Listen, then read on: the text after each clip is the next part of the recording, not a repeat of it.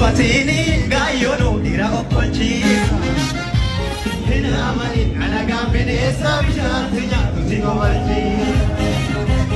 ujalle na barbani se te ya magna ulame kamu akaju ka sila dumne la kam dalole rumajule